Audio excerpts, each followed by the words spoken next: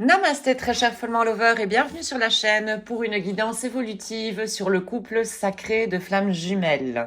Je vais utiliser donc aujourd'hui la voie de l'être afin de voir la situation.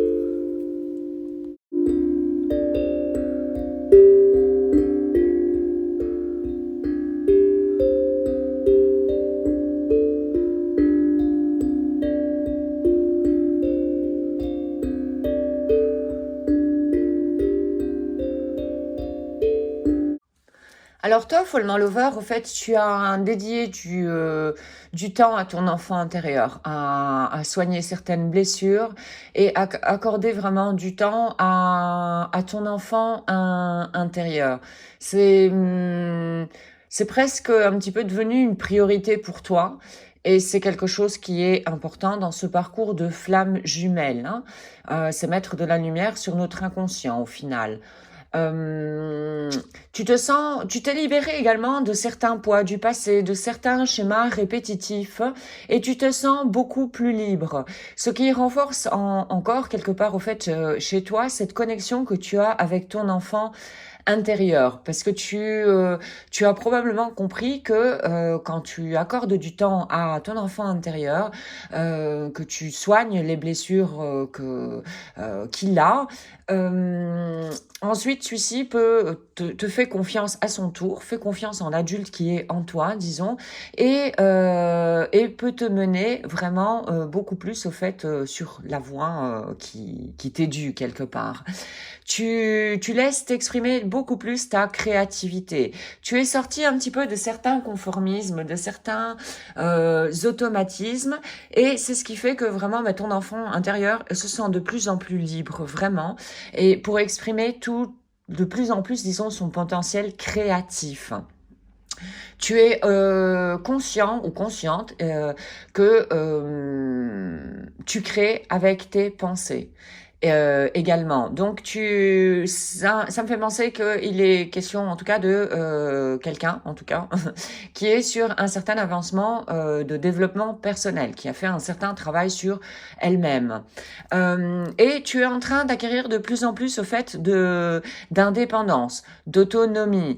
Tu es capable de combler, voilà, de connaître d'abord tes besoins, tes réels besoins, pas ceux de l'ego, d'accord, mais tes réels besoins au fin fond de toi, et tu es capable de les combler. Donc au fait, tu es vraiment sur un chemin ici de complétude, d'équilibre entre les énergies yin et yang, la polarité féminine et cette polarité masculine que nous avons donc chacun en nous.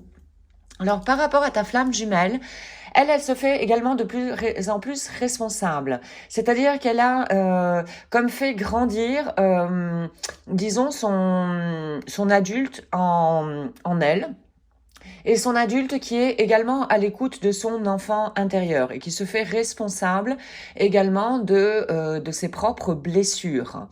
Ta flamme jumelle a réussi à arriver à ce taux, je dirais, voilà, ce niveau de responsabilité par rapport à elle-même en ajoutant beaucoup plus de flexibilité. Flexibilité veut dire sortir également de sa zone de confort, veut dire sortir de schémas répétitifs pour voilà, prendre un nouveau chemin, changer ses automatismes. Et grâce à ça, donc, elle a accru, voilà, la responsabilité en elle-même et la responsabilité notamment de son enfant intérieur qu'elle soigne. Elle s'est laissée aller également, ta flamme jumelle, à beaucoup plus de légèreté. On y arrive en laissant tomber voilà, certains schémas répétitifs, notamment qui, quand on en prend conscience, on se rend compte que ça nous avait probablement bloqué à un certain moment, ça nous avait surprotégé et donc ça nous avait freiné voilà, à ouvrir de nouvelles portes vers de nouvelles expériences. Mais là, ta flamme jumelle est clairement en train de s'alléger et de se connecter de plus en plus à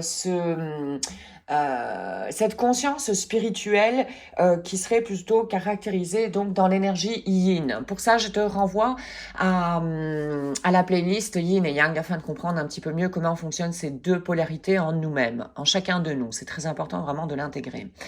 Et ta flamme jumelle, elle est clairement également en voie sur le chemin de flamme jumelle. Elle s'achemine vraiment là-dessus.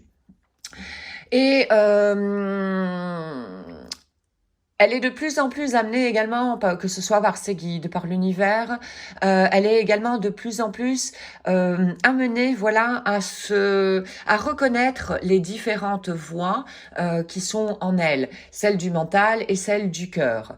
Et elle est poussée de plus en plus à écouter la voix de son cœur, au final. Par rapport à la relation, on vous demande quelque part d'être toujours attentif, de pas baisser les gardes malgré que vous ayez un certain avancement au niveau développement personnel, je dirais, et au niveau d'équilibrage de vos énergies donc intérieures. On vous demande quelque part de continuer à rester sur vos gardes et de faire vraiment attention au schéma répétitif. C'est pas parce qu'on a réussi à épurer, à détourner certains schémas répétitifs et à en sortir qu'il n'y en aura pas d'autres qui vont revenir. C'est une attention qu'il y a à garder tout au long voilà de notre vie. Ne pas se reposer voilà sur nos lauriers quelque part.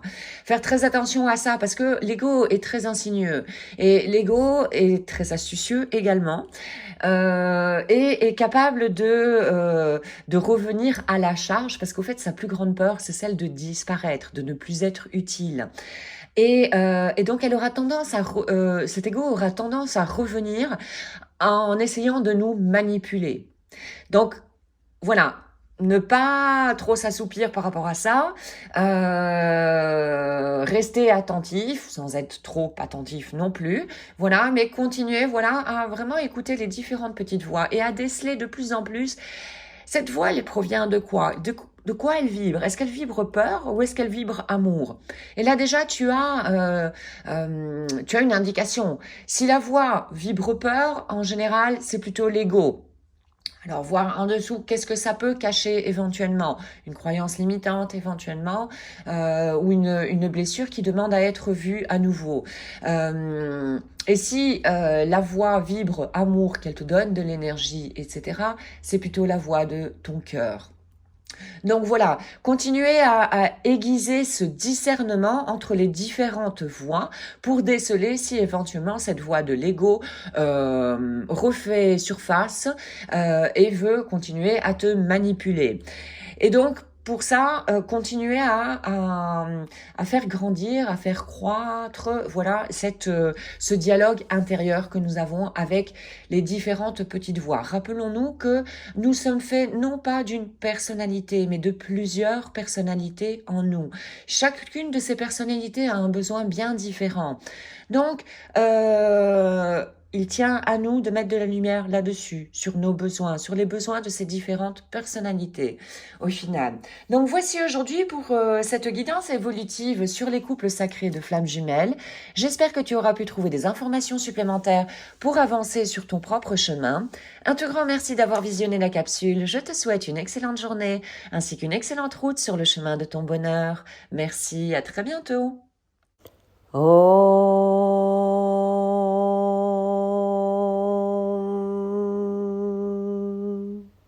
Shanti, Shanti, Shanti.